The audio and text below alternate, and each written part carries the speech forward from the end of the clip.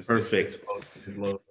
I don't know if it's live. Maybe it's live. Go ahead. It's live, yes. Hello, everyone. This is Jordan Smart here, back again with Affirmative Interaction. Sorry for the technical difficulties, but we are here now and we are all safe. This is Michael Nixon, and of course, the rest of your friends, Danny, Simone, Garrison, Esther, Logan, and Adrian. We are here to talk about things that are happening, things that are of interest, and of course, enjoy time together and really dig into the topics that are relevant to our community today. So I hope you guys are all doing well. Please, anyone, toss in how you've been doing. Garrison, I did see on Instagram that you went for a bike ride on Memorial Day, which was yesterday. How was that? It was great. Thanks for asking.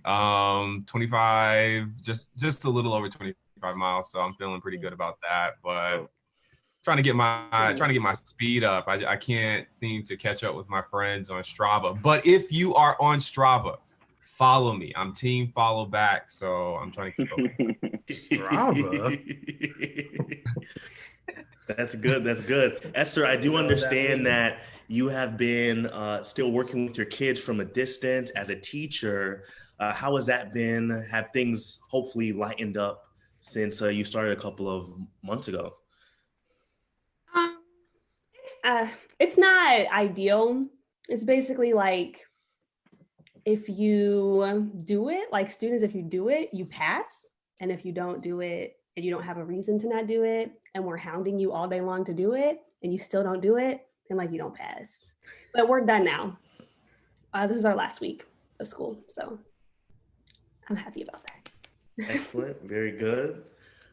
And of course, as you guys are aware, or actually you will be aware now, Danny, Esther, and Simone are now permanent members of Affirmative Interaction. We're very excited. Yay. Very excited, very excited, very excited. Simone, how does it feel to be a part of such an esteemed group? Because I know you are a very esteemed person. How does it feel? And how has work been going for you too, in addition to that question? Oh, what a dream come true, both, you know.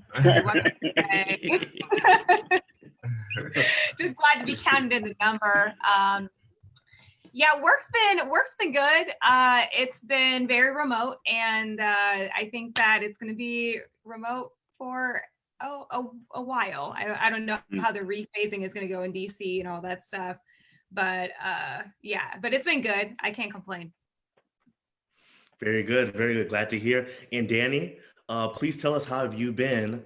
How's work going for you? And yeah, how's the holiday for you too?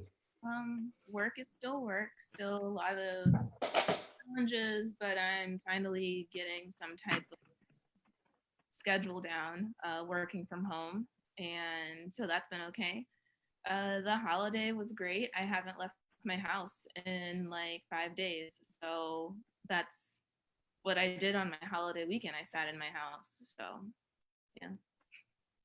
Excellent, excellent. I think sitting is just the new pastime for everyone right now. Mike, you have a daughter. I did see that you got to spend some time with her over the holiday. How was that, and how did you celebrate Memorial Day too? Yeah, I mean, you know, it's week 11. We've been spending a lot of time, so so it wasn't like out of the ordinary at all. But no, I mean, any time with Noah Nixon is precious time. So, I mean, I could do that for 1,100 weeks. That'd be fine. But yeah, Memorial Day was cool. I've been doing like this detox thing, which is, you know, it's been interesting. I feel pretty good. I feel healthier. I don't really have like a plan necessarily or goals. I just do 2 shakes a day. And so I did that on Memorial Day. So I didn't really eat anything like Memorial Day, like, you know, I wasn't at a party like Logan, but I mean, we don't need to get deep into that. I don't want to put his business in the street. You know what I mean? Nary a mask in sight. But anyways, I was secure at home, you know, just with family and safely away from COVID. So I had a beautiful time. Thank you. Actually, oh, go ahead, Adrian. I was just gonna ask, Nick, have you memorized the lines of Frozen yet while you've watched it with man. Yeah, we diving into the unknown every day. So it was cool 4 weeks ago, but it's starting to. Yeah, we're on a Disney kick. We're watching all kinds of things. Hulu has a kids section. Didn't know, but thank you, Hulu, for having a kids section. So yeah, now we're diving into that. So yeah. That's good. The stream possibilities are honestly endless. And Logan, I heard what was also endless was the amount of people that was at this party that were not wearing masks. Please tell us more about that. I would love to hear. Yes. We had a small barbecue, 7 people. Okay. We were eating dinner. So man, we can't. It was fine. We had a whole spread. I felt guilty the whole time. Well, most of the time, some of the time, not even any of the time. But yeah, it was fun to see a couple friends back in 7. I think that's the number. We'll say it was 7. That's great. Hopefully we don't see you coughing during the program. So now we're going to transition into our first topic here. Recently, Charlemagne the God, there's only one God, amen, but that's his name. Charlemagne the God interviewed Joe Biden, and he talked about, things that the Black community is interested in, what we want to see from the Democratic nominee. Joe Biden said a thing. Some people were mad at what he said. Adrian, please tell us what he said, because it seems like Twitter was on fire for just a little bit. So as Jordan has stated, Vice President Joe Biden was on an interview on Friday, which we know as the Breakfast Club, and the host, the primary interviewer, was Charlemagne the God. And the bulk of the interview was essentially Biden's way into providing insight on why Black people should vote for him in this upcoming election. And they went through a number of things throughout the interview. For example, they talked about the 94 crime bill, which he had some interesting comments on that. But the biggest concern that I think people have kind of focused their attention around is when he says, and I quote, well, I tell you what, if you have a problem figuring out whether you're for me or for Trump, then you ain't Black. And that snippet has gone somewhat viral for the last few days. Biden has come out and he's made a formal apology. He made an apology over the phone with a lot of Black business owners. And obviously there was a lot of backlash, and a number of very important people have come out and expressed their frustration, their concern for just the lack of awareness, of the arrogance, you can say, that Biden kind of presented himself as. And it really does now open up the question, which I'm sure all of us have seen in the last few days on social media, is the Black vote being exploited by the Democratic Party? And I definitely want to hear your guys' thoughts on that, because it almost seems as though every time Biden opens his mouth, he's making it harder on himself to get his nominee. And so I don't know, man. I've got my opinions, but I want to hear from y'all. What y'all thinking? How are y'all feeling?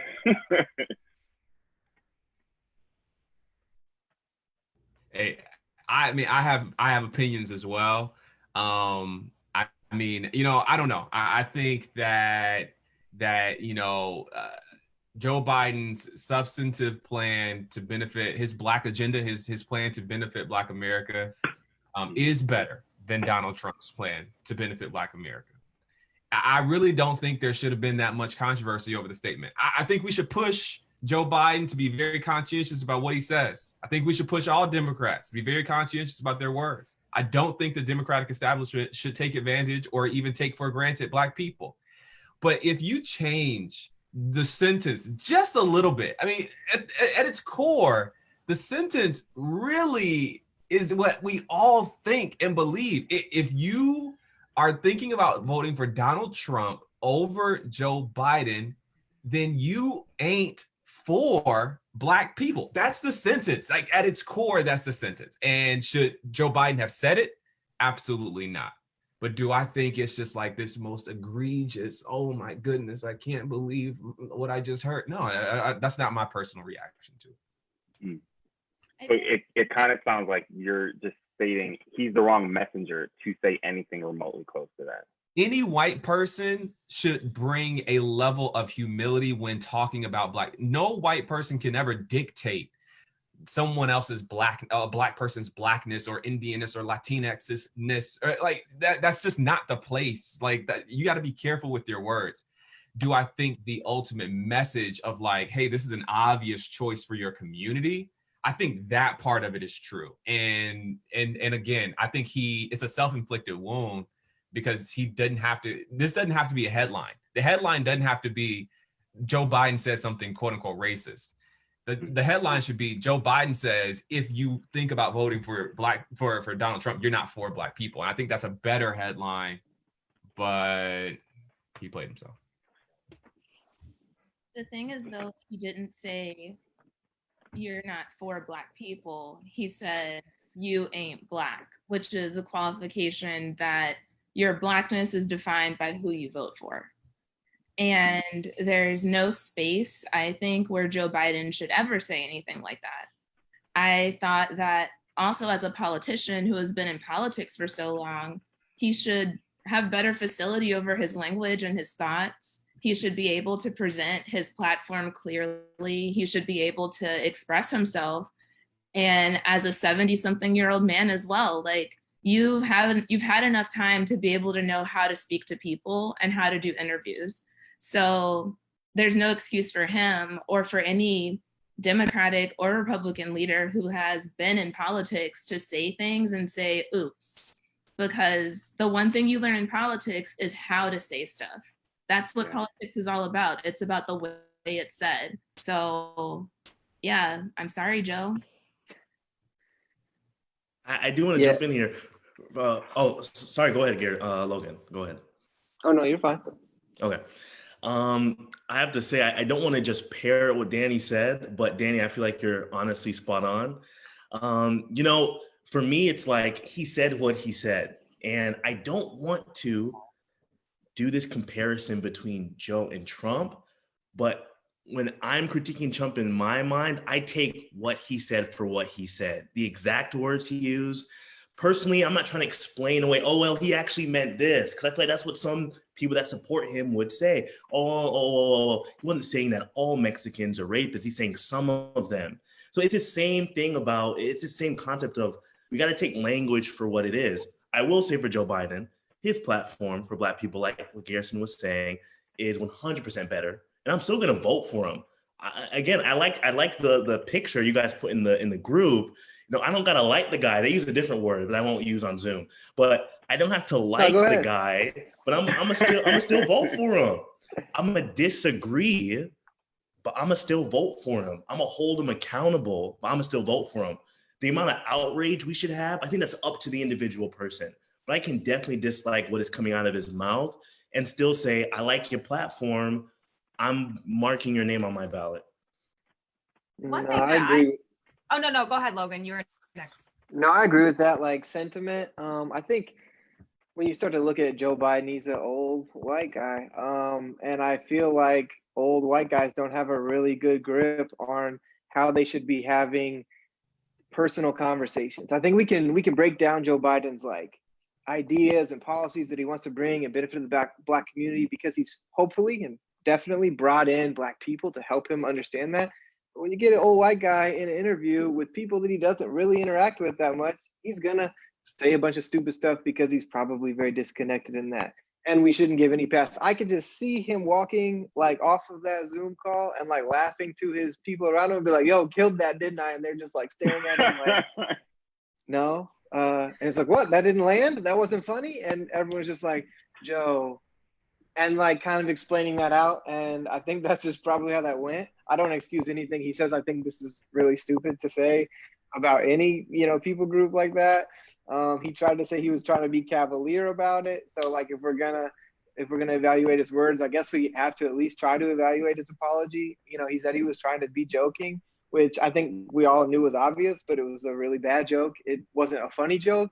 And like, I think the idea that we should kind of maybe try to navigate that and with a pass is kind of silly, because I think this is the only way Joe Biden is going to learn to not only care through policy, but actually care through like personal approaches and how he has interactions. Because you could tell Charlemagne was just looking at him like, I didn't want to have this interview with this guy in the first place. And I don't want to have this interview anymore. Like, it was just very like a direct line. But, you know, old white people, I guess. Yeah, I definitely kind of feel like Joe Biden is an example of when white people become too comfortable with just saying whatever they feel like is generally socially acceptable. So, okay, so I know Black people, and most of the Black people I know are like maybe anti-Trump, right? So like, therefore I can just say this blanket statement. And I think that there's a level of like, you know, social awareness and just etiquette and grace there that, you know, that, hey, I, as a white man especially, can never just like blanketly speak for an entire group of people and tell them that they're not Black. Like, Joe cannot revoke our Black card. Like, he's not authorized to do that. And I just think that it's really kind of a lesson, because we all have, you know, like friends that get really close and then they try to throw the N-word out. You know, you're not allowed to do that, right? Like, you can't, don't, that's a line. And I think that he definitely, you know, kind of crossed that line, you know, and I think that was, it was too much. I agree with that. I agree with everything everybody has said. And I agree, like, we really should be calling our candidates out when they are out of line. I will say it's painful to watch this be utilized by Republicans and Trumpers against, like, it's, that part is painful to watch. And like, I wish there was a way for us to call out our candidates and hold them accountable without also like giving ammunition to the opposing side. Like, seeing the t-shirts and stuff, that was a lot for me. Yeah, I'd echo all of that. I want to also say, you know, I actually came across an interesting article. Well, that wasn't an article, it was a video. I think it was on, it was an interview on Chris Cuomo's CNN show.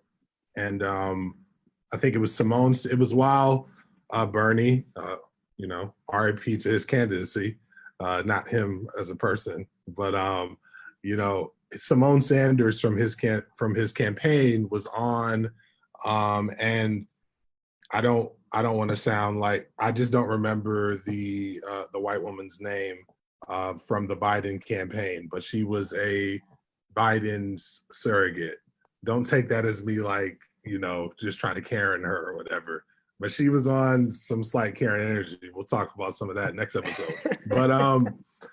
But it was interesting because they were having a conversation about comparing Bernie and Biden as far as who would be best for Black voters. And they started going back and forth on this MLK quote, which they were talking about actually the letter from a Birmingham jail.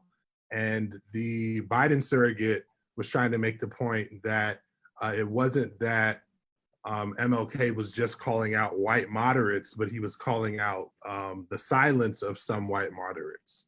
And Simone Sanders was like, no, that's actually not what he said. He explained the variety of different ways that white moderates were complicit in the racist systems and structures that were holding down Black people at the time, which is why he was coming to Birmingham to help protest.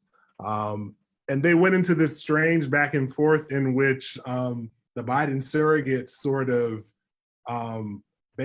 she basically got really upset. I mean, you just need to really see the video. She got a bit upset and then said to Simone Sanders that she didn't have the standing to make that statement. And if Simone Sanders was not having it. She said, wait, excuse me, you're gonna tell me, a Black woman, what I have the standing to say or not say about a quote from Dr. King? Yeah. And you know, Cuomo kind of tried to diffuse it, like, hey, we're all on the same team, blah, blah, blah. He didn't handle it well, but he just kind of cut it after a while. But I thought about that. It wasn't really that long ago. It was like maybe a couple months ago that this happened. And then of course the Biden surrogate came out on Twitter and apologized profusely, like, you know, the next day, and all that type of stuff. But there just appears, and again, everybody's already said we're going to vote for Biden, so I don't want to just like repeat that. You know, that's sort of, we know where we're at with that, at this point. You know, yeah, okay, Logan, you're going to vote for Gary Johnson, but you know, I do think that we need to, we have to just have a serious conversation at some point as Black voters, as the Black community, about what the continued complicity in large part of white moderates is doing to damage our communities. We're not getting much of a return on our investment. And I believe that obviously, you know, in the age of Trump, it's probably more critical than ever that we just say, hey, we got to do what we got to do here. And, you know, hopefully hold their feet to the fire after we do what we got to do. But at the same time, you know, this might be like the last time we could do something like that, you know? And I mean, who knows what it's going to look like, oh, God forbid, in 2024, if we're on the heels of 8 years of Trump. But at some point, something has to give, is what I'll say. You know, obviously, you know, we're going to do what we got to do. And I do believe, you know, Biden came out and apologized and all that type of stuff. But the comfort level is just a little bit too, that's the other thing too. I was a little bit off put by his comfort level. And it's like, bro, I know you were Obama's VP and all that, and you've rid that clout into the ground at this point. But we need you to put it back in check, my guy. You know, we appreciate you holding Barack down, but you know, now it's about what you're gonna do for us. You know, it's not about what happened, and because there's a lot in what happened in your Senate career. I mean, you did some stuff with some segregationists. Like, we can't like overlook some of that stuff. You know, you've been around like 30, 40 years. So it's not all good from the perspective of Black people. So, yeah. Right. Yeah, and Nixon, I think you bring up a great point about when you say like, what is he going to do for us? And I think that's part of the problem. One could argue that if you were to look through Biden's proposed policies, that he could in fact be running one of the most progressive campaigns that we've ever seen. But the problem is, he talked about those things in the interview, but no one's going to care anymore because all they're focused on is the way he ended the interview. And so now it's like, you know, I know that, you know, we're not really the hugest fan of Charlemagne, but the reality is The Breakfast Club brings in 4.5 to 6 million viewers every time they air. And Biden, he lost a crucial opportunity to end that segment on a very great note. And now you have a group of people that were already, you know, you have some that were kind of on the fence if they felt comfortable enough to give him their Black vote, and he's not really helping their case by making comments like that, and he's just shooting himself in the foot here. Yeah, that's true. And I'll just speak to my statement, Larry. I saw your comment that said not all old white people, white guys.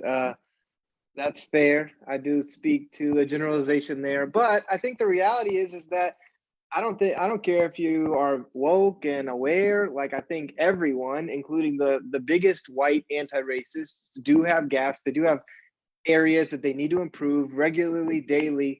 And so even though sometimes we may not fit into the old white guy, or, you know, me just a white guy bill, like, I think we all have to be super aware to say, what am I doing to keep pushing back against that narrative of the people that I grew up around or interact with the most, which is my race, my group, and just to be super aware of that. Because, you know, I never get offended when someone calls out white people, because they kind of make a lot of these mistakes. But yeah, I will say not all old white guys.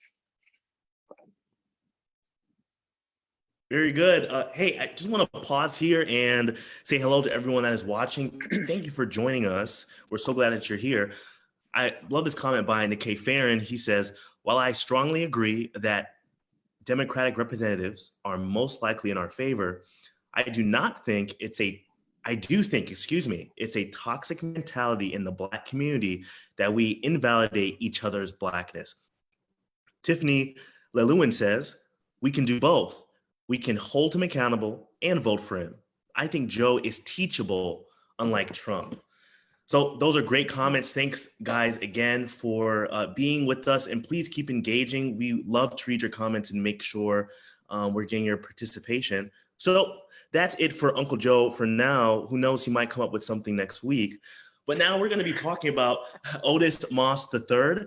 He did a beautiful, I would say, sermon / short film for Ahmaud Arbery. And from what I've been told, it's beautiful, revelatory, and it's a call to action for us church members in the body of Christ and members in the body of Christ, Garrison, you introduced us to this sermon. What really compelled you to share it with our group? And yeah, just tell us a little bit more. Very curious.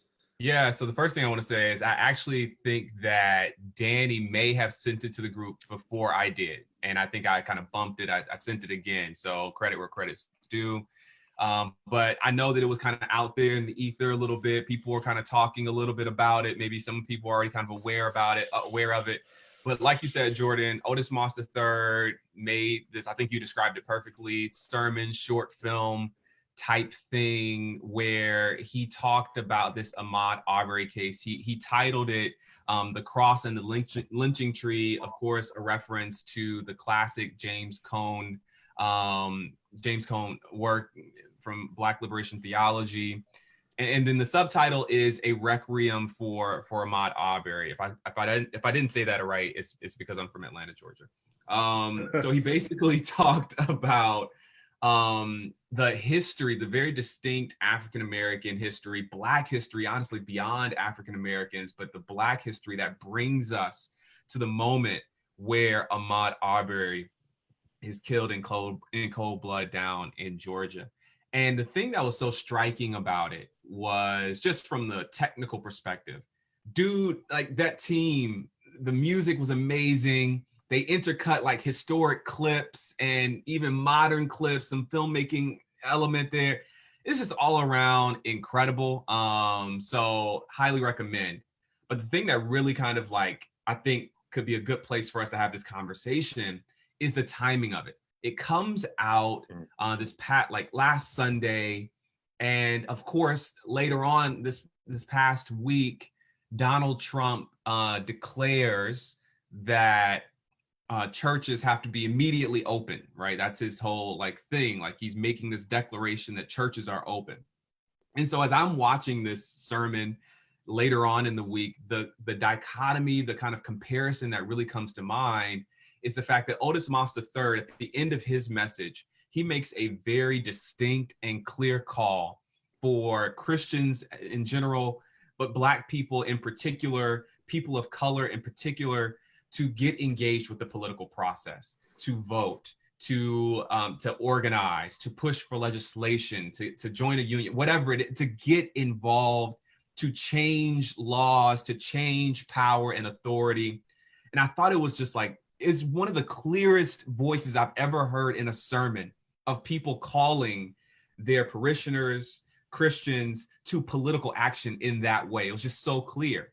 But of course, as I said, Donald Trump also has a political voice that's married to Christianity, where we're opening the churches, which is a clear political move to. And so I wanted to have this conversation.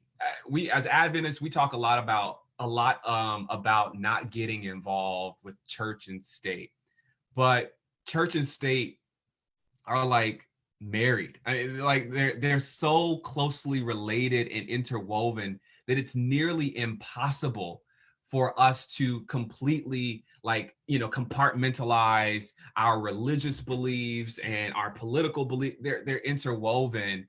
And I'm kind of curious to get the perspective of everyone else. Not only what did you think of these two, especially as they relate to each other, the Black call to action, to political action, and perhaps the white evangelical call to political action. How do you see those two things related? And additionally, like, should we continue to espouse these strong anti-church and state views? Are they helpful? Are they, what's the utility there?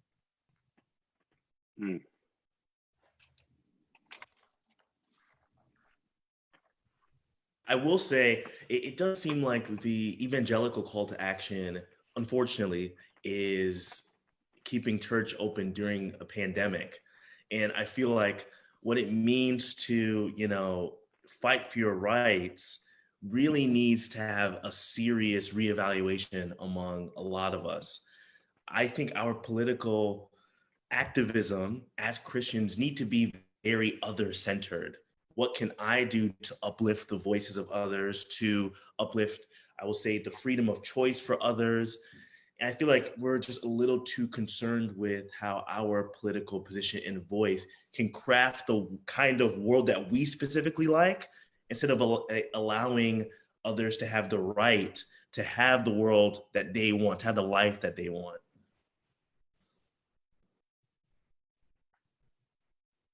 Yeah, Jordan, go ahead, Nick. No, I was just gonna say, I think it's a really good juxtaposition, that you presented, Garrison. And I think, and someone mentioned in the comments, so I want to make sure we mention it. We were planning on mentioning it today. Of course, we were even made aware that another unarmed Black man was killed at the hands of the police, George Floyd in Minneapolis. Their mayor has stepped up and fired the 4 officers who were involved. But of course, the fight for justice there will go on. We're going to talk about that more in depth next episode. So, maybe folks tuned in expecting us to talk about that. Just want to let folks know that, we will have a lot more thoughts on that. I know some of us in the group haven't watched the video. I unfortunately watched the video, and we're going to talk a little bit about decisions around that as well, too. So make sure you tune in for that. I think, as far as I've always sort of believed that the whole separation of church and state thing that we talk about in Adventism in particular, but in Christianity in general, has always been a farce. It's always been a hoax. Going back, first of all, before we even were an official denomination, the Advent movement started off as a movement of abolitionists. And so we were very much on the right side of history on that front. I often go back to Ellen White telling folks in the movement at that time to not follow the fugitive slave law, to actively obey it. So civil disobedience, which of course is very biblical. And over time, since we formalized into denomination, and then even further, continue to have, questions maybe around religious freedom and liberty. We have a very well-funded and well-established religious liberty, not just, office and things of that nature in our general conference, but across various different conferences. There's probably a religious liberty person at every local church. They may not, it may vary what they're doing, but it's on the roster. You know what I mean? They might just be handing out them Liberty magazines or whatever the case may be, that one Sabbath a year or quarter, whatever the case may be. But they're there doing their thing. But even beyond that, we have a very specific lobby to Congress around religious liberty. One of the things that I've always noticed from general conference sessions is that, they'll always start off the session by playing these videos from politicians. And the only reason them politicians are sending them videos is because of our engagement with religious liberty. Even one year, we had a video from Hillary Clinton, which I'm sure the GC is trying to scrub right now off the internet. But the only reason Hillary Clinton knows about the Adventists is because of religious liberty, and maybe sadly Ben Carson now. So I think, in general, we have to just sort of I think that a lot of times what people are talking about when it comes to political engagement is maybe being careful with partisan engagement and you know, just blind subscription to a particular political party, I think is dangerous. But we most certainly, as a denomination, as members of the denomination, need to be actively engaged. And part of that engagement should be being smart around whether or not you open your local church. And I'll leave that there for now. Don't open your local church. Yeah, Especially if you are in an urban area, especially. But if you're not, you still shouldn't. That's my personal belief. I will throw in real quick before someone else jumps in. I have heard, and I won't be specific on, you know, when and where, but I have heard from a number of people that there are local conferences that are pressuring churches to reopen at the beginning of June. So I have heard that.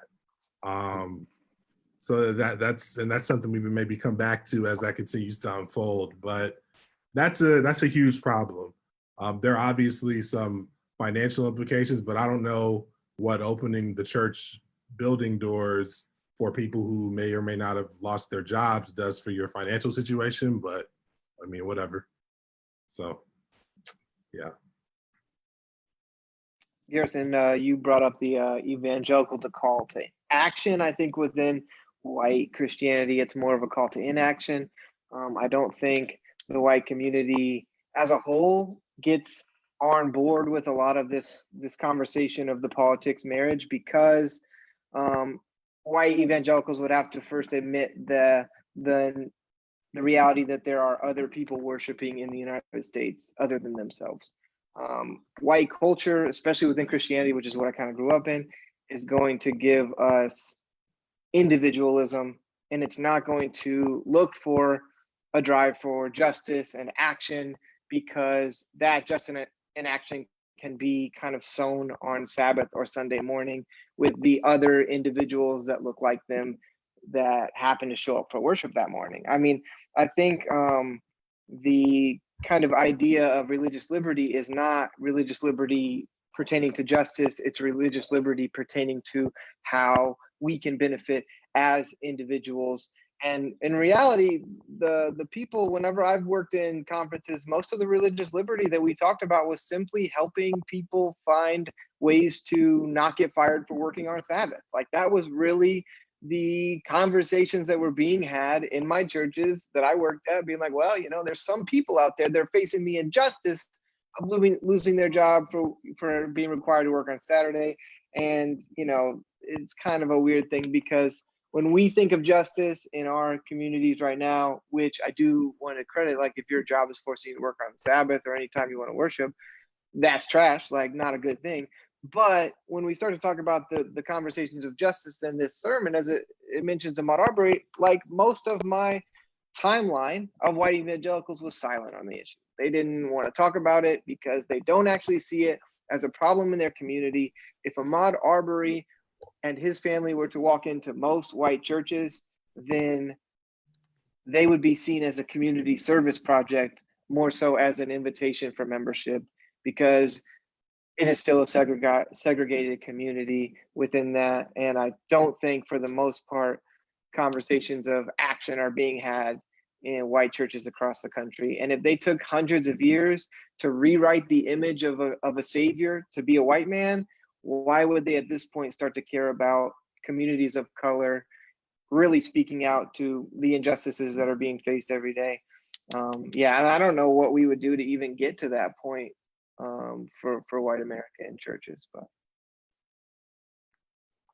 I want to push back a little on something you said, Logan, about the idea that with the white church in the US, there isn't as much engagement with politics. I'd actually say that a majority of the religious engagement in politics is actually coming from the white evangelical church. And that kind of like dates back to the creation of the moral majority. Yeah, for sure. With Jerry Falwell. And that's kind of really pushed the direction and trajectory of legislation. And so evangelicals are lobbying and pushing for what they believe should be should happen and how like our country should be governed, which is what we're seeing in America right now. But we saw it with like the Reagan administration. We saw it in the Clinton administration. Like we've seen it through all presidencies. And I think it's important though that we think about the way, not just like separation of church and state, because that is something, but I think it needs to be a broader conversation about how people who are identifying as Christian should be engaging with politics. And there's really no guidance on how best to engage with politics and how much we should do. And so I think that's something that requires more thought and more effort and building some type of framework for us to work from to know how to do that. So yeah, like I'll just drop this book in. Ron Sider, he's a theologian. He wrote this book, Just Politics, like many years ago about a guide for Christian engagement with politics. And I don't agree with everything he says. I don't agree with all of his theology, but it is a really good framework for people who are looking to figure out how to, as a Christian, engage with politics and how your faith should guide your political interaction. So just gonna throw that out there.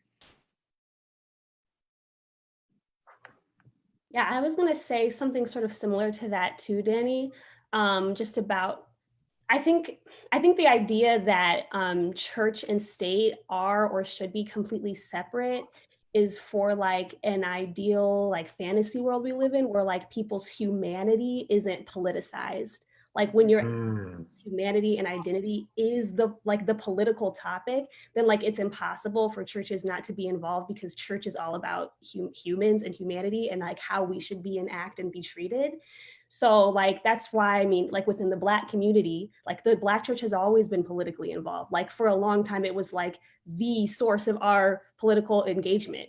So because like Black identity is so politicized, it had to take that role, and it provided a platform for so many people to do that and lead to so many different changes.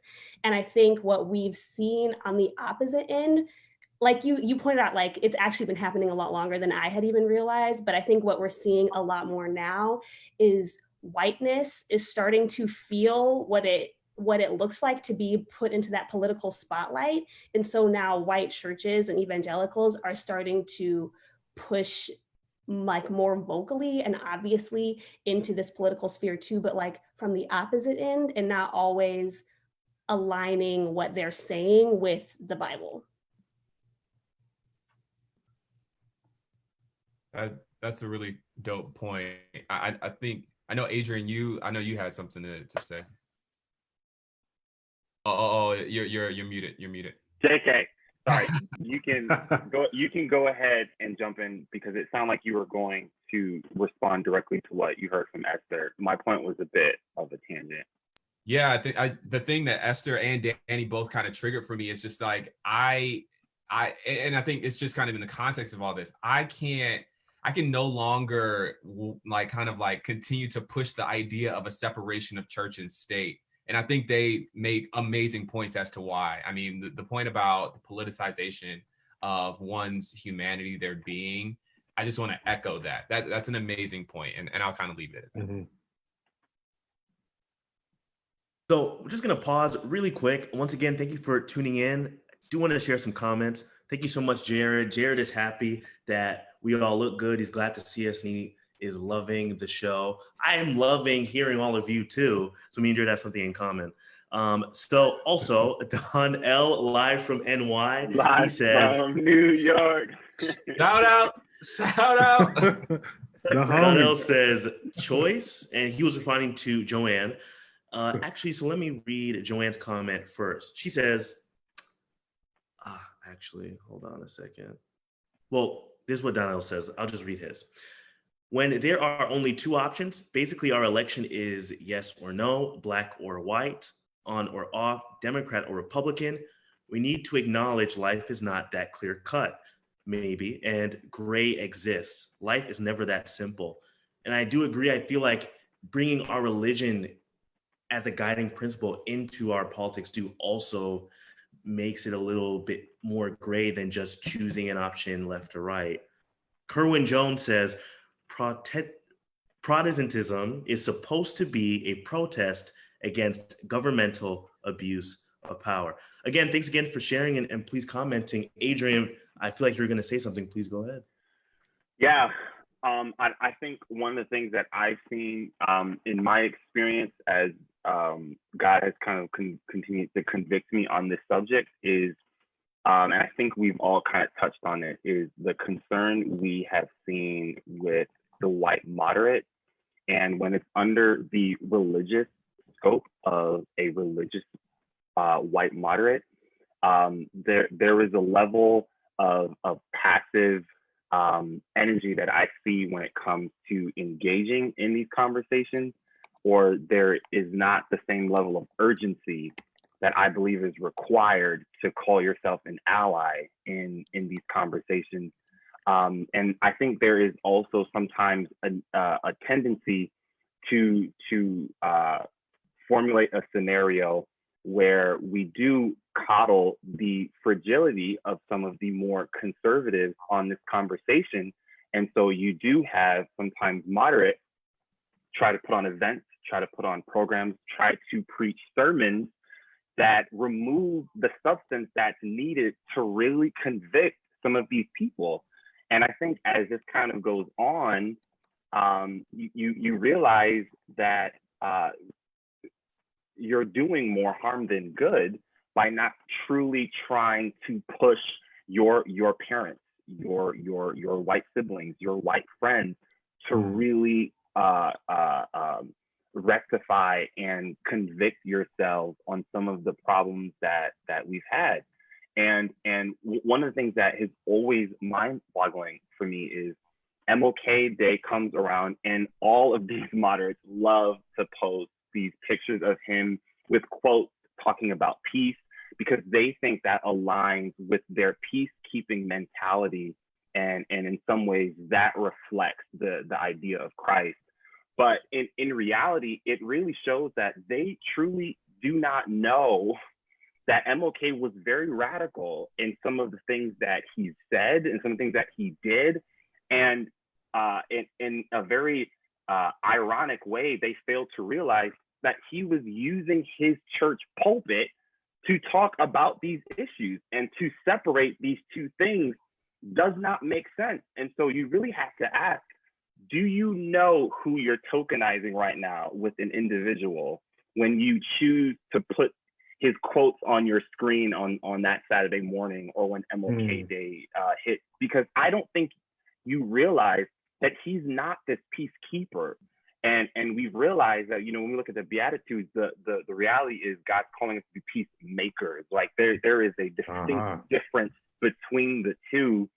And this quote that MLK, it has always stuck with me, where he talks about just the concept of church and state. And he says that if the church does not recapture its prophetic zeal, it will become an irrelevant social club without moral or spiritual authority. And I think what MLK is describing is exactly what Esther was stating, where now that many of these conservative evangelicals are placed on the front, their moral authority is removed because their policies that they want to push, it's no longer biblically based, and it's no longer loved based either. I want to say thank you so much, Adrian, for bringing up MLK in this conversation, because he is such a prime example of somebody who we have watched in the social justice fight, but forgotten where his base came from. Like, where did he begin? I mean, he was a minister before he was ever an, nationally known social justice warrior. And that is such a key point. And I definitely think that that it is super important. I think separation of church and state is actually an important ethic in terms of like legality, right? I think it's important in terms of, maybe me not imposing my Adventist views on my Muslim best friend. Like, I think that those ethics are super important. But in terms of our individual ethic and the way that we view action in the world, I think it's totally inappropriate that we compartmentalize the the theory and the gospel of social justice with the actions that we're taking in our community? How can we separate those things when they go hand in hand? I mean, are we trying to minister to ourselves again and again and again, or are we trying to minister to a world that's in need? And how can we possibly, claim to love the least of these when we're not advocating for individuals who are marginalized in our communities? So I do think that there's value in the separation of church and state, but I also add this last thing. I also think it's funny that people are claiming separation of church and state for their perspective on that, when that was a concept that was created by government. That's not like a biblical concept. So I feel like we can find a much, like you can't reach for somebody else's ethic and then claim it for your spiritual life, when that was a government created ethic, right? Like you have to be able to stand on what is your individual ethic? What does your Bible tell you about how to love other people? And then we can kind of work out. And I think it's important that we separate church and state to some great extent, because there is an importance there, but our advocacy should be informed by our equity principles. Oh, that's so good. Man, y'all preaching in here, man. Y'all preaching in here. I'm saying that's good. So affirmative interaction revival. What's up? Diversity. Amen. Go ahead, Jordan. My bad. No, you're good. You're good. Just want to make sure we get to let Garrison bow out. I know he has to just run to a meeting. Garrison, thank you for joining us. Any last words? No, I honestly, everything that's been said is just amazing. Shout out. Y'all are great. Bye. Bye. Very good. Let me see. Hey. Let's go. Control. Shorts on with the long sleeve. I over.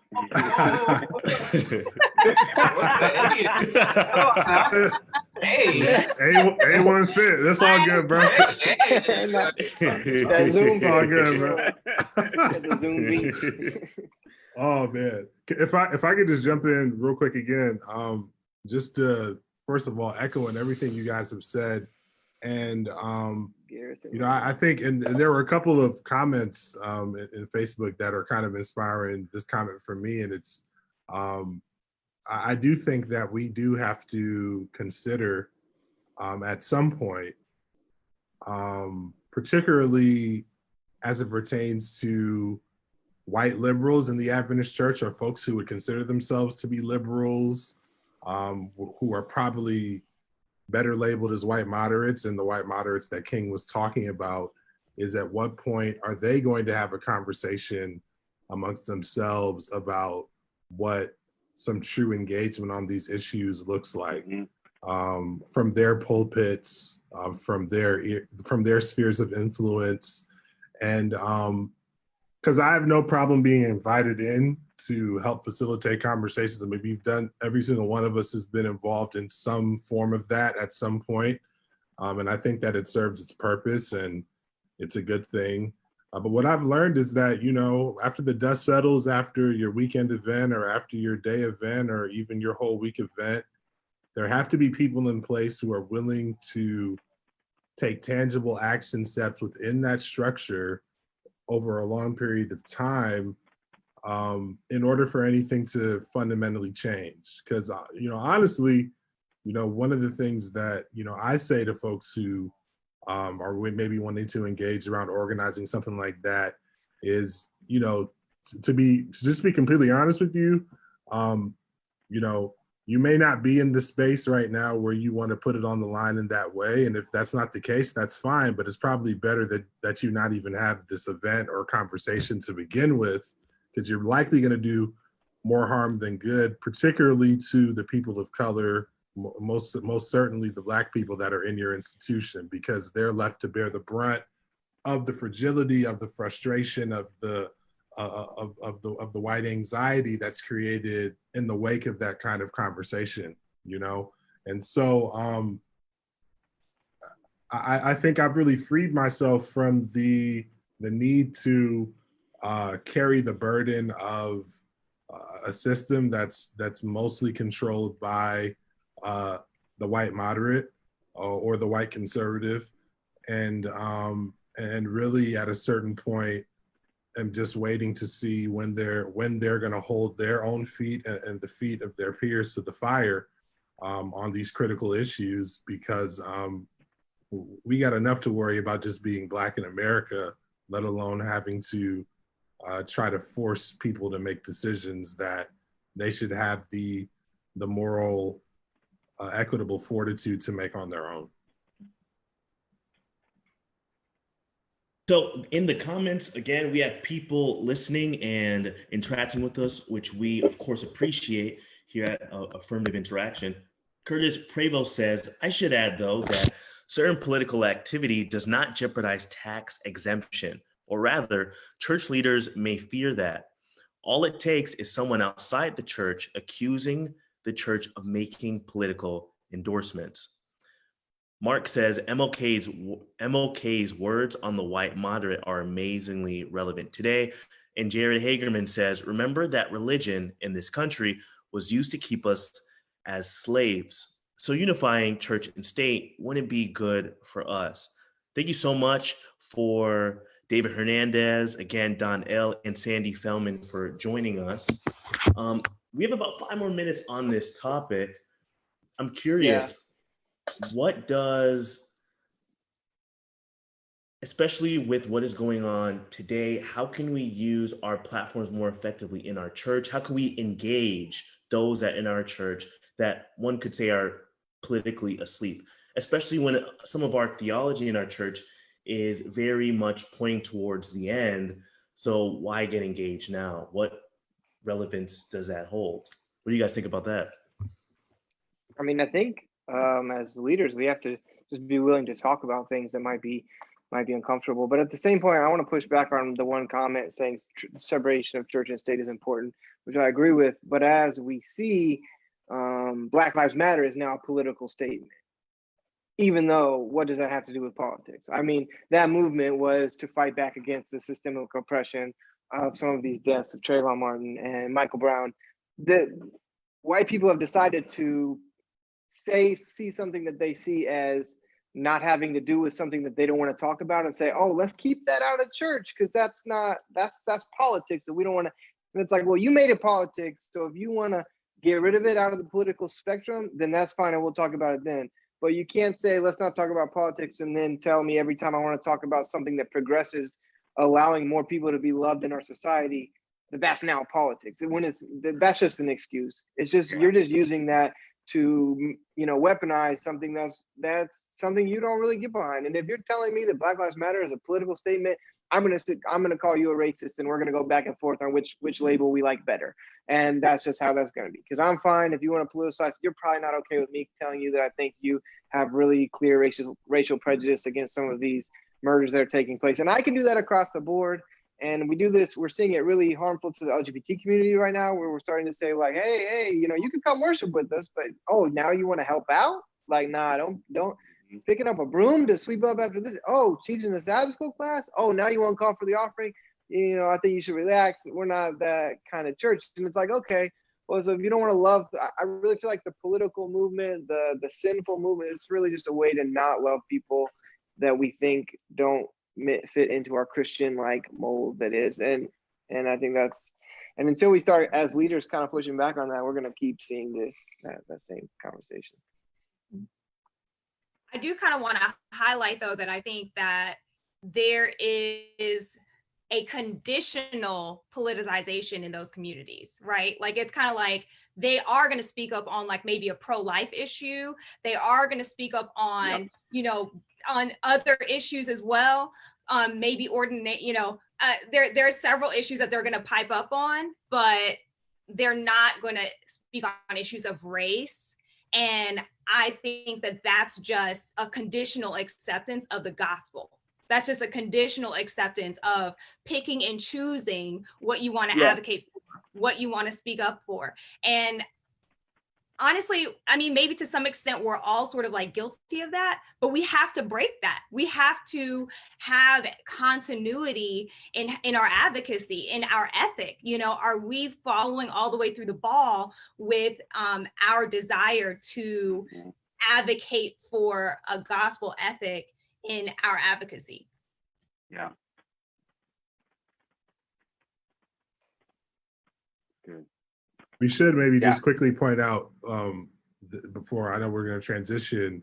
It just kind of hit me as Simone was talking that we'd be remiss to not point out, you know, I had a lot of conversations with Trump voters in 2016, and most of the time, you know, it was either the only or one of like 2 or 3 justifications that they would provide. And justifications, I'd say reasons, because I mean, people, you know, at that time, you know, you have your reasons to vote. One of the only reasons, if not the main reason that would be given, would be around the fact that he'd be in a position to legislate morality from their perspective, whether that's, you know, Supreme Court judges or, I mean, we don't see Mitch McConnell right now because he's on a little tour just trying to get lifetime federal judge appointments all across the country so that they can chip away at various different rights or established rights that fit in with their moral compass. And so that's a very clear, calculated marriage of spirituality and politics that's used to justify voting for someone even as grotesque as Trump. That's good. Thank you guys for sharing so much on this topic. And again, thank you all for continuing to watch with us and to talk with us at Affirmative Interaction. So there's a guy, he's a pastor, Lay with Todd. His name is Michael Todd, and his sermon is called Lay with Fire. I saved myself there. Very good. He dresses very well, and he also has a few things to say about sexuality and spirituality. And one might say, based on how you look at it, what he said, it was a bit problematic. And others might say it's the answer that we need in how we navigate our world before we get married. Danny, I know you have some thoughts on this. Can you give us a little bit of a rundown on what happened and your angle on it? So yesterday, I think, or 2 days ago, we see this clip of Michael Todd preaching pop up on Twitter, on other social media platforms, where in the clip, he is saying that essentially every time you have sex with a partner that is not your husband or wife, that you are losing parts of yourself. And ultimately, you get to a point where you are not able to reach your full purpose in God because you have lost so many parts of yourself. And there was a lot of uproar about that comment, that someone who has had a sexual past with multiple partners would be unable to be all they can be in God because of that sexual past. And so took the liberty of watching the whole sermon. It was a 17-minute sermon for a youth event. And essentially in the sermon, he spends a lot of time teaching what a lot of churches are teaching, that you should not have premarital sex, that you are damaging your body. He uses the lay with fire concept to say that every time you are in these relationships, you're getting burned, and then you just end up burned and broken, essentially. And it was just really interesting to watch, because I think that we're reaching a point in society where we need to rethink how we, as a church, are talking about developing sexual ethic. So much of what we are hearing from preachers like Michael Todd or many others is using guilt and shame as a way to promote a way of thinking and a sexual ethic without equipping individuals to make decisions, have healthy emotional boundaries, because there are many reasons why, many other reasons to be more conscious about choosing sexual partners that are not related to, I'm not going to fulfill my purpose. There's no way for me to fulfill my purpose, or I'm damaged, or I'm losing parts of myself, because those things are not true and they're not biblical. So I think it'd be interesting to just talk a little bit about and get the ideas that you all have about this purity culture and ways in which we can push a better narrative for people that is less damaging, because I also know of many people who, married people who have had experiences where this same shame and guilt mentality has actually hurt their sexual life as a married couple, where a lot of these preachers promise, oh, you don't have sex until you're married, and then you're going to have mind-blowing, amazing sex once you get married. And that is the promise. But there's nothing that actually says that. There's no teaching, there's no guidance, there's no development of making choices and decisions. So I think it's time to change the narrative so that the Michael Todds are not leading this narrative for people today.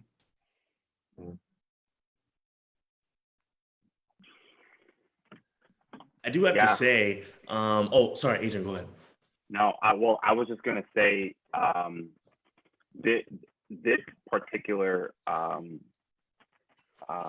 sermon, I think we can all admit that we've heard that or a variation of it at some point in our existence, whether you are an Adventist or any other Protestant. The real concern that I think, you know, what Danny is pointing to is it really gives a very distorted view of not just the beauty of sex, but it also gives like a distorted view of like God's love and grace, right? It's like if you go down this path, you are fundamentally breaking a covenant in which God himself cannot fully bring you to recovery. And that, I think, is part of the shame that comes with it. And you see that with, you know, the example that Danny gave. I have spoken to a number of people that said, when this person and their wife finally chose to have sex, they went through a period where they described it as they felt like dirty, like that is how traumatic that experience can often be. And we think that it's just going to be like an on and off switch for the way it's being perceived. And the moment you say I do, like your views on sex are somehow just going to just abruptly change. And I think that there needs to be a better method. And I remember, you know, Esther and I were having a conversation on the sermon last night about that we have to learn how to give better practical methods on the responsibility that comes with safe sexual interactions, and perhaps presenting a better practical, emotionally responsible way to present how beautiful sex is to our young adults and our kids. Because I think right now, her and I were really struggling to say, I don't know if we had ever been presented a real reason outside of marriage of why waiting is so crucial. Is there something that you can say, here is a practical benefit that helps you perhaps emotionally, perhaps physically, regardless of which direction you went to? Those conversations were never explored in a responsible way. It simply came down to, this is a mandate that has to be followed. And we're seeing that it's not working in no way at all. And this one was hard for me personally, for sure. Yeah, I think it's bad theology. I mean, I don't want to disregard any, you know, people that might agree with it. It's bad theology on a number of levels. First of all, first and foremost, this isn't me trying to justify sex outside of wedlock or marriage or whatever. But I do think the conversation needs to be had that you can't scare the hell out of kids. Like that's not how you get kids to understand who God is and what love is, by trying to scare literally the hell out of them. I mean that, like, seriously. It's funny that we have an image. I don't care if you don't believe in the Christian message and you're listening today, the Christian message of God sending his son to give us freedom from sin is a beautiful thing. just across the board. You know, even if you don't think that it took place, fine, I don't care. It's a beautiful idea. And then we take that message and we say, this isn't working. Let's guilt them. Let's make them feel bad for their actions. Let's make them feel dirty. Let's make them feel ugly. Let's make them feel miserable. And you know, it's funny because yeah, I do think that the conversation is important to tell young people, look, if you have sex with someone and then you have sex with another person the next day and then someone else the next day, your mental health is going to really be in shambles because there is emotional things that take place when you engage in sexual intercourse with someone. There is connections that happen, especially if you grew up in a household that told you that you should never do it. Your guilt is going to be even worse. It's going to be challenging. It's going to be difficult for you.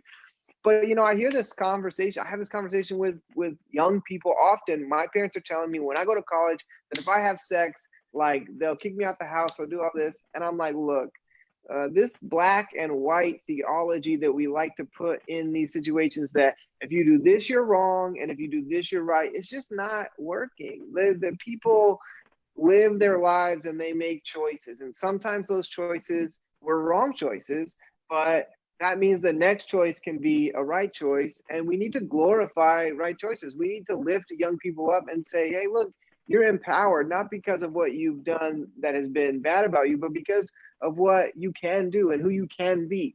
And, you know, we are a community that can help one another. I texted Danielle, and I guess he did. I didn't hear in his sermon where he really mentioned much about pornography, but I think if we're going to talk about the issues with sexual immorality, let's start with the conversation about porn. Let's start with the conversation about how the most damaging thing you can do in your life as a teenager is become addicted to the substance of pornography. You know, I was talking to my counselor one time when I was talking about pornography. She was explaining to me how I wasn't actually addicted to porn, which is that's a whole nother conversation we could have. But she told me, like, the problem with pornography is that couples will use pornography as their means of experimentation, and they'll think, oh, now I need to do all these nasty, terrible things to one another. And she said, if couples come to the realization that they like weird things naturally, that's a healthy realization that they come to with each other. But when porn is put into the conversation, it becomes this like pressure, and it's just ugly. You want to talk about purity? Let's talk about pornography and how it's ruined sexual purity for our young men across the board. And we still shouldn't guilt them out of it. We should still let them know that this is harmful to them, that these things are going to hurt them. God is a God of freedom. He's a God of love, and he wants you to see that there are better things for you, and not that everything that you're doing is going to destroy your ability to have eternal life with him. That doesn't. It's just bad all around. Yeah, I think everybody's touching on like a really good point, that the problem is like we're trying to teach these principles through shame, but like God's reasoning isn't to shame us. Like that's never been why he tells us to do anything. It's never about like, this makes you bad. It's about, okay, there are ramifications, right? Like I have a reason why I want you to do X, Y, and Z. And it's not about shame. It's not about your worth. It's nothing like that. He's very clear. Like there's literally not a single thing we could do that's going to make us less valuable to him, less loved by him. Like nothing that he asked us to do ever comes down to that, but we preach it like it does all the time instead of trying to dig deep and understand, okay, well, like if he's saying this, then like, why is he saying this? How do we unpack that and understand like he has practical reasons for like what he's asking us to do, and deliver that to people and explain that to people in a way that shows like everything he's asking us to do is actually based out of his love for us and his desire for us to live fulfilling, happy, healthy lives. So everything in the Bible that we are asked to do has to come back down to that. Like it's about you feeling loved by God and by yourself, and being able to act on that in all avenues of your life. And it's never about shame or worth or value. You know, I love that. Oh, sorry. Go ahead. No, go ahead, Jordan. So I love that shame is really being touched on, because I feel like that is such a powerful tool. And unfortunately, the church uses just a little too frequently. I love this quote by Brené Brown. She says, shame is the most powerful master emotion. It's the fear that we're not good enough, because true belonging only happens when we present our authentic, imperfect selves. What I will say is I feel like that presentation of our imperfect selves, that is what we do in our romantic relationship with the person that we're in love with, that we marry. And I feel like sex is cementing that special kind of vulnerability. Telling kids that maybe might be the best way to say, hey, sex is a tool to really cement the deep connection you have with this person. Even if you don't wait for marriage to do this action, that doesn't make you any less worthy to do this in the future. Your worth is still the same. Your worth is still in Christ. It isn't dependent on what you do. That's the beauty of it. And it's a shame that we use sex to communicate this idea that I'm less than because of what I do. No, Christ rejects that. And that is a privilege he gives to us, the ability to put our worth in something that is unlimited. So yeah, sex is something that can really cement a true relationship we have with someone, but deciding to not do that the way that God wanted us to do it does not make you any less worthy of what he has for you in the future. Yeah. Yeah, I totally agree with what you just said, Jordan. And I think that what I find the most problematic about Michael Todd's statement is that he's conflating our mistakes and God's power to give us purpose in this life.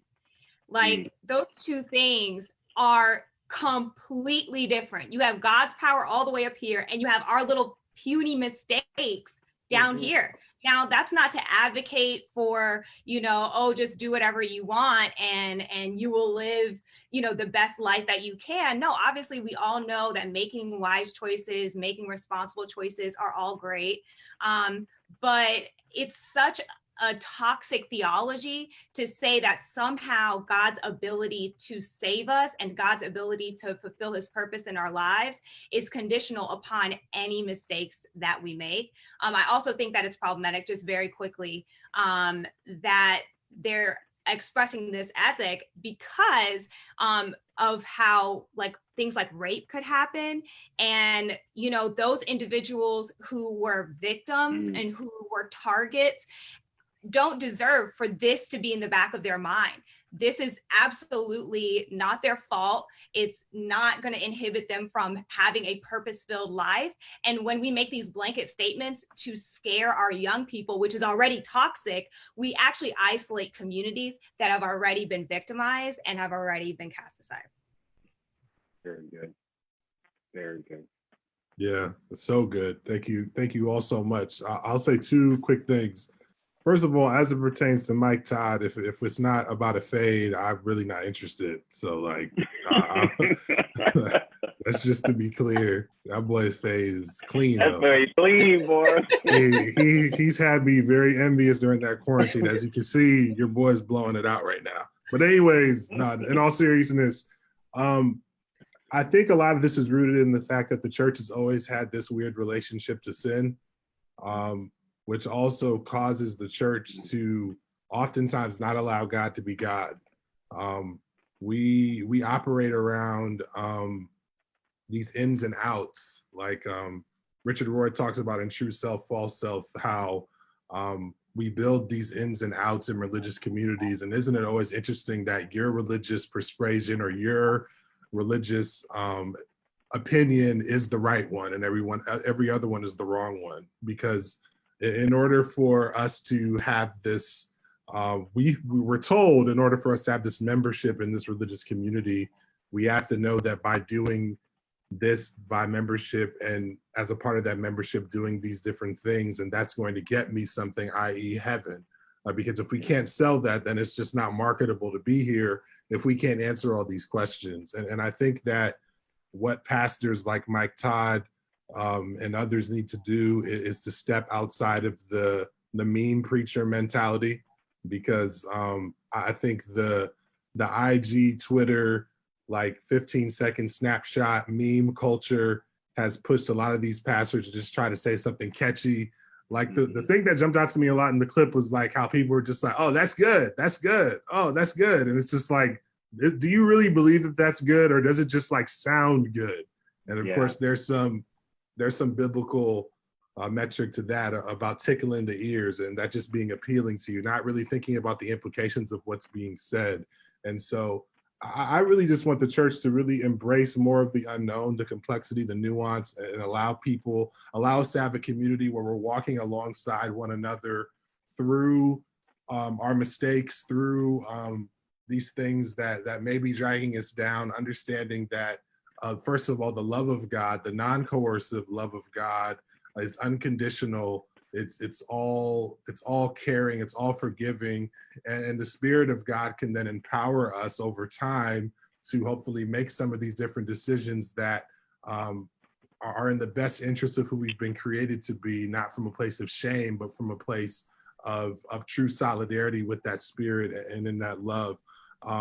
The second quick thing that I want to say connected to it, and in regards to what Logan was saying on the point of porn, I think that particularly, and I don't want to just make that exclusive to men, because I know that women do struggle with pornography as well, at a rate higher than we probably may assume. A friend of many of ours on here, Dr. Heather Thompson Day, I remember in a sermon, she was talking about how there wanted to be a study done on the effects of pornography in men, and they needed a control group, which means men that aren't, watching porn or could commit to not watching porn for a certain period of time. I think they wanted to compare the two groups of men for like a month, and they couldn't do the study because they couldn't find men who hadn't interacted with porn, or enough men in order to have like a large enough control group to have, all the different, RBI, regulations around a study. And so it was just like, that hit me because, taking the purity culture mentality to its extreme, then all of those men's IRB, thank you, Danny, I said that wrong. I clearly don't do research. So, my doctorate was not a PhD, it was a JD. Simone, testify. Yeah, so if we took that to its extreme, then all these men who've been have interacted with that in some way, that have all these pieces of them in the digital universe somewhere, well, they can never be complete, and none of them will can attain salvation. A lot of us are in trouble. I'm just gonna be clear on that, So I think we have to be very careful about the kinds of ins and outs that we create, particularly in our religious sphere, because after a while you run out of things that you can be forgiven for. Yeah. Nixon, you brought up something, and then it kind of really convicted one of the things that I was starting to sense, particularly when I was listening to the sermon. And I also don't know if in many ways I'm the best person to point this out, but I feel like we haven't really touched on the particular audience that this conversation is normally focused on, and it's always on our women, For example, I don't even know if Pastor Todd noticed it, but in his humorous analogies and examples, he would say things like, you done slept with 9 men. You've had 16 boyfriends. So he is clearly, either subconsciously or not, framing the conversation to a particular sex. And that, it runs deep in other ways that I don't even know if it became apparent to me until Esther and I were doing our premarital counseling, which was, June Price was asking a very tough question, which was, have you seen your mother show sexual or physical interaction with your father? Or have you seen your fathers express their physical or sexual interaction to your mothers? And it opened the conversation that I think in some ways aligns with it. I think sometimes our religion removes the genre for women in being sexual beings, being comfortable in the fact that they are attracted, being comfortable in the fact that they are sexy. And in many ways, it results in, from what I've seen, a reservation surrounding their sexuality. And you see it sometimes spill over in perhaps a relationship or perhaps in a marriage. And that, I think, is one of the more concerning things. Is I don't think he realizes that your rhetoric is not just hurting their sex life, it's hurting how they feel about being sexual beings in general. And that I thought was the most damaging thing. And it really broke my heart when I kind of came to that realization. That your comment, Adrian, made me think about also the idea that, especially in Black spaces, he indicated in the sermon that he was speaking to Black teenagers, because he also quoted statistics about the percentages of high schoolers by race that had some type of sexual experience. But there's this thing in the Black community of the Jezebel stereotype of Black women. And so a lot of our discussion about sexual purity is in a way a tool to control the Black woman and to control the bodies of Black women. And I don't think many of our churches and many of our preachers even think about the way that happens, because I think I sent this to everyone, this thread from a female theologian and sociologist on Twitter. She talks about, for example, how often preachers lift up David as an ideal man for which to emulate, this man after God's own heart. But David was sexually impure, but we don't see that as him not being able to live up to his purpose.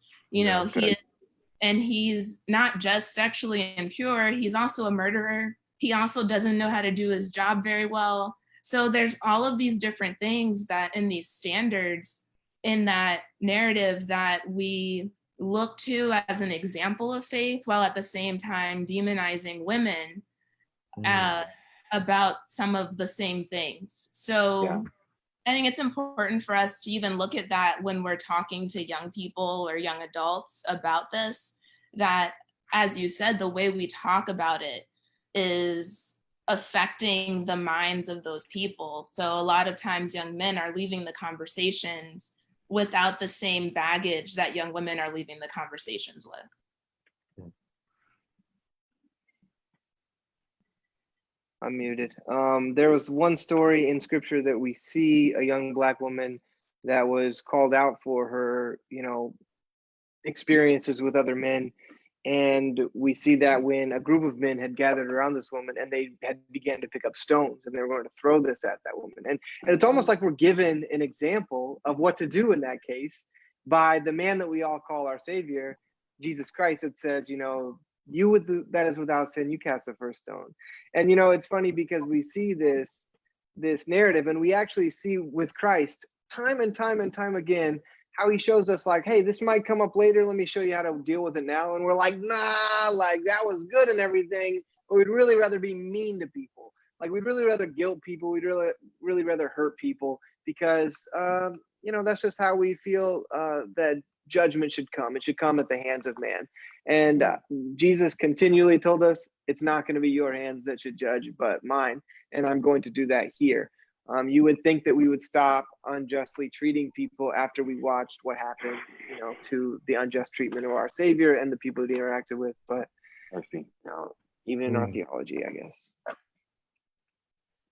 Well, a great discussion if I ever heard one, and I did hear it, and it was really good. Thank you all again for joining us at Affirmative Interaction. We're just going to close out really quick with a quick PMI. Again, PMI stands for Piqued My Interest. Name a TV show, podcast, piece of music, movie, book, anything that has inspired you or piqued your interest this week. We're going to start with Danielle. Danielle, what piqued your interest? This week I've been watching Netflix. So I started watching a show called Imposters. I had never seen it. It's pretty good on Netflix. I watched one episode a night. It has me completely stressed. So if you're looking for a stressful but funny show, Imposters is the one. Very good. Thank you. And this is on Netflix streaming. Simone, could you share for us, please? Yes. So I don't know if you guys have heard of Simone Nosrat, but she is a chef and she has a Netflix show called Salt, Fat, Acid, and Heat. And she also has a book. Both are excellent. Both have been piquing my interest this week. Hit her up if you want some cooking tips. She's amazing. Or Bakery Berkeley in Berkeley, just not far where she grew up, and Japanese, which is like the most expensive restaurant in the world. Well, not in the world, but it's like $400. Like literally blocks away from me. That's crazy. Wow, that's crazy. Wear a mask when you go. You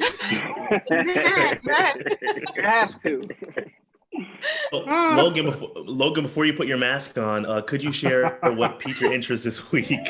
Yeah, so I just want to give a shout out to a great article I read this week that was posed around the conversation of the Last Dance documentary that came out on ESPN, just by a good friend of mine. It was in Message magazine. It's called My Last Dance. It's by Michael Nixon.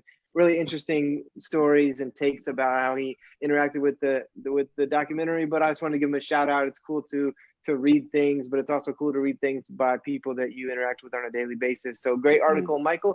I'll drop that in the comments so everyone can read it, but it was just really thought out and thoughtful reactions to not only how he's met Michael Jordan and Michael Jordan blew him off, and but also how he reacted to some of the things that he noticed in the documentary. So check out Last Dance and then read Michael's article.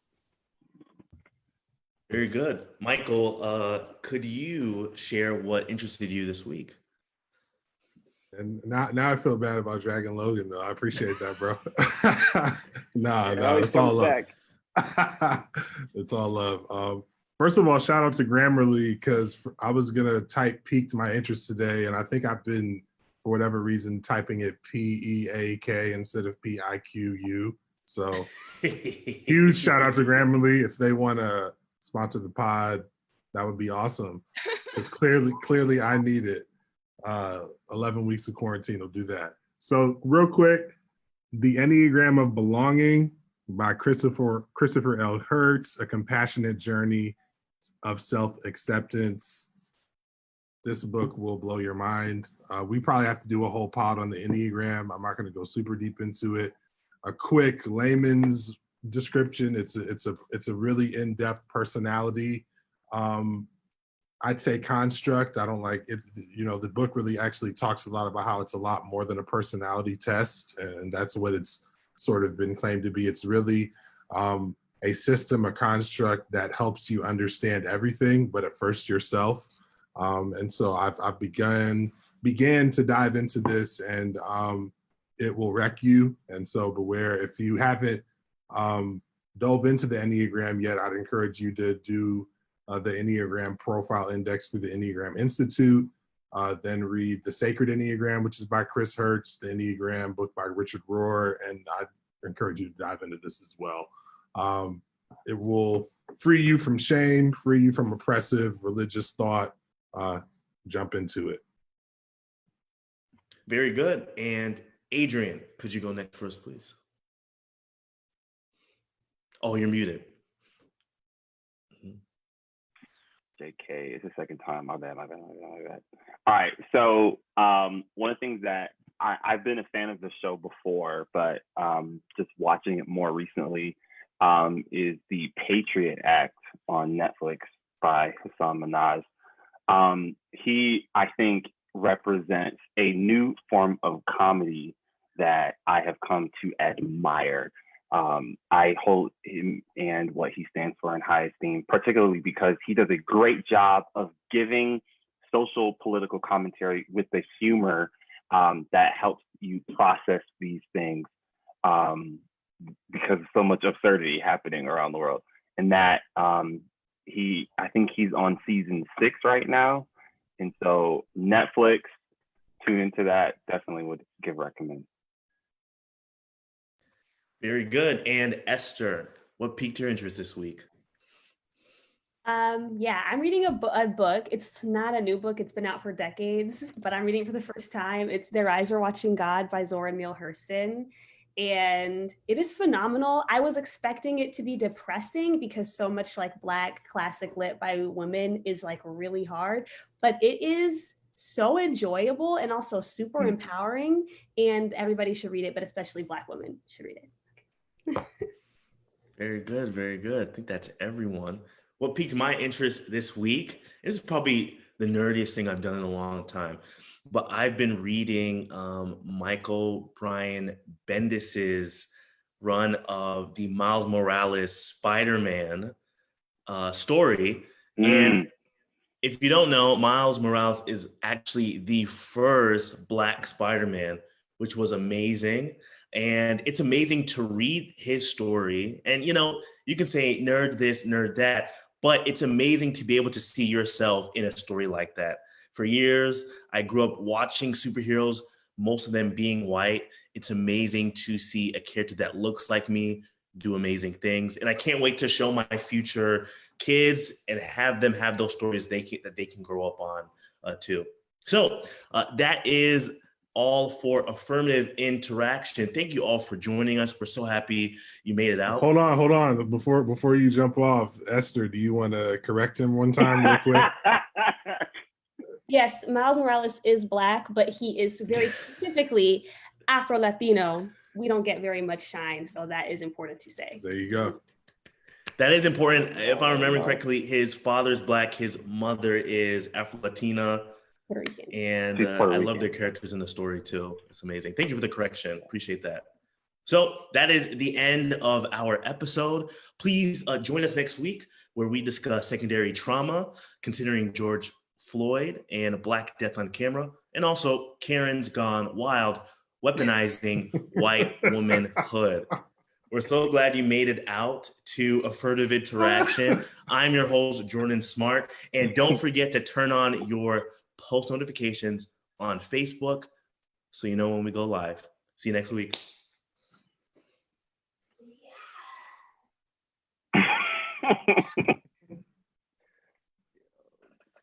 I think who can end it? I think Simone might have to.